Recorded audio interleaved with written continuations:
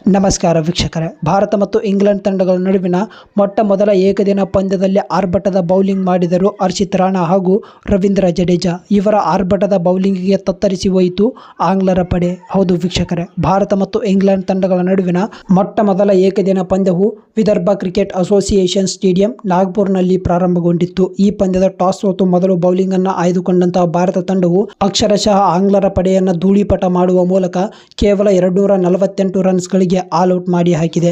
ಬನ್ನಿ, ಹಾಗಿದ್ದರೆ ಈ ಒಂದು ವಿಡಿಯೋದಲ್ಲಿ ಭಾರತ ಮತ್ತು ಇಂಗ್ಲೆಂಡ್ ತಂಡಗಳ ನಡುವಿನ ಮೊಟ್ಟ ಮೊದಲ ಏಕದಿನ ಪಂದ್ಯದಲ್ಲಿ ಇಂಗ್ಲೆಂಡ್ ತಂಡದ ಬ್ಯಾಟಿಂಗ್ ಯಾವ ರೀತಿಯಾಗಿತ್ತು ಮತ್ತು ಭಾರತ ತಂಡದ ಬೌಲಿಂಗ್ ಯಾವ ರೀತಿಯಾಗಿತ್ತು ಎನ್ನುವ ಸಂಪೂರ್ಣ ಮಾಹಿತಿಯನ್ನ ಈ ವಿಡಿಯೋದಲ್ಲಿ ತಿಳಿಯೋಣ. ಅದಕ್ಕೂ ಮುನ್ನ ನೀವಿನ್ನು ನಮ್ಮ ಚಾನಲ್ಗೆ ಸಬ್ಸ್ಕ್ರೈಬ್ ಮಾಡಿಕೊಳ್ಳದೆ ವಿಡಿಯೋನ ನೋಡುತ್ತಿದ್ದರೆ ಈ ಕೂಡಲೇ ಸಬ್ಸ್ಕ್ರೈಬ್ ಮಾಡಿಕೊಳ್ಳಿ. ಬನ್ನಿ ವಿಡಿಯೋ ಶುರು ಮಾಡೋಣ.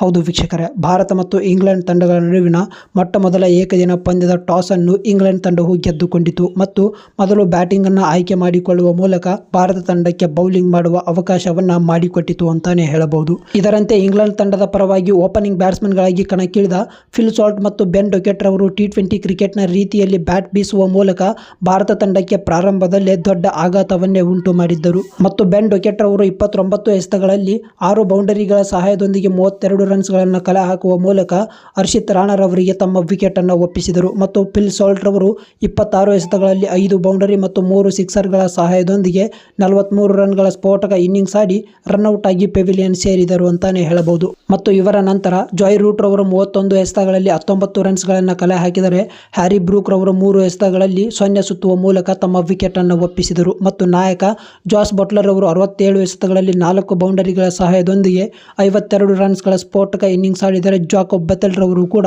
64 ಎಸೆತಗಳಲ್ಲಿ 3 ಬೌಂಡರಿ ಮತ್ತು 1 ಸಿಕ್ಸರ್ನ ಸಹಾಯದೊಂದಿಗೆ 51 ರನ್ಸ್ಗಳನ್ನು ಕಲೆ ಹಾಕುವ ಮೂಲಕ ಅರ್ಧ ಶತಕದ ಆಟವನ್ನಾಡಿದರು ಅಂತಾನೆ ಹೇಳಬಹುದು. ಮತ್ತು ಜೋಫ್ರಾ ಆರ್ಚರ್ ರವರು 18 ಎಸೆತಗಳಲ್ಲಿ 3 ಬೌಂಡರಿ ಮತ್ತು 1 ಸಿಕ್ಸ್ ಅನ್ನು ಸಿಡಿಸುವ ಮೂಲಕ 21 ರನ್ಗಳ ಸ್ಫೋಟಕ ಇನ್ನಿಂಗ್ಸ್ ಆಡಿದರೆ ಇವರನ್ನು ಹೊರತುಪಡಿಸಿ ಬೇರೆ ಯಾವುದೇ ಆಟಗಾರನ್ನು ಕೂಡ ಹೇಳಿಕೊಳ್ಳುವ ಪ್ರದರ್ಶನವನ್ನ ತೋರಲಿಲ್ಲ. ಇದರಿಂದಾಗಿ ಭಾರತ ತಂಡದ ಪರವಾಗಿ ಸ್ಫೋಟಕ ಬೌಲಿಂಗ್ ಮಾಡಿದಂತಹ ಹರ್ಷಿತ್ ರಾಣಾ ಮತ್ತು ರವೀಂದ್ರ ಜಡೇಜರವರು ತಲಾ 3 ವಿಕೆಟ್ಸ್ಗಳನ್ನು ಪಡೆದುಕೊಳ್ಳುವ ಮೂಲಕ ಆಂಗ್ಲರ ಪಡೆಯನ್ನ ಧ್ವಂಸ ಮಾಡಿ ಹಾಕಿದರು ಅಂತಾನೆ ಹೇಳಬಹುದು. ಮತ್ತು ಮುಂದುವರೆದು ಅಕ್ಷರ್ ಪಟೇಲ್ 1 ವಿಕೆಟ್, ಮೊಹಮ್ಮದ್ ಶಮಿ 1 ವಿಕೆಟ್, ಕುಲ್ದೀಪ್ ಯಾದವ್ ರವರು 1 ವಿಕೆಟ್ ಅನ್ನು ಪಡೆದುಕೊಳ್ಳುವ ಮೂಲಕ ಆಂಗ್ಲರ ಪಡೆಯನ್ನ ಕೇವಲ 47.4 ಓವರ್ಗಳಿಗೆ 248 ರನ್ಸ್ಗಳನ್ನು ಬಿಟ್ಟುಕೊಡುವ ಮೂಲಕ ಇಂಗ್ಲೆಂಡ್ ತಂಡದ 10 ವಿಕೆಟ್ಸ್ಗಳನ್ನು ಕೂಡ ಕಿತ್ತೆಸೆದರು ಅಂತಾನೆ ಹೇಳಬಹುದು. ಈ ಒಂದು ವಿಡಿಯೋ ಇಷ್ಟವಾದಲ್ಲಿ ಒಂದೇ ಒಂದು ಲೈಕ್ ಮಾಡಿ. ಇದೇ ರೀತಿಯಾದ ಹೆಚ್ಚಿನ ಅಪ್ಡೇಟ್ಸ್ಗಳಿಗಾಗಿ ತಪ್ಪದೆ ನಮ್ಮ ಚಾನಲ್ ಅನ್ನು ಸಬ್ಸ್ಕ್ರೈಬ್ ಮಾಡಿಕೊಳ್ಳಿ. ಧನ್ಯವಾದ.